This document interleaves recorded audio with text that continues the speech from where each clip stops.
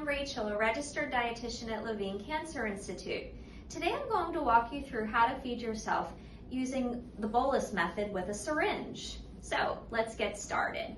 First thing you'll make sure that you do is you have your feeding tube clamped. And just remember, this is a clamp and not a scissor. Next, you'll unscrew your feeding tube.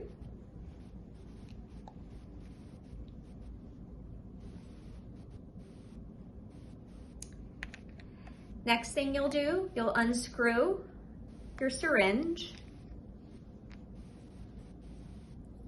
and connect the syringe to your feeding tube. Make sure that you flush with water before you start your tube feeding. Next, you'll shake your carton of formula.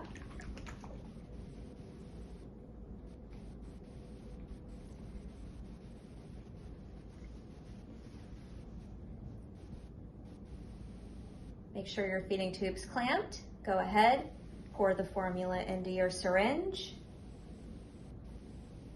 unclamp,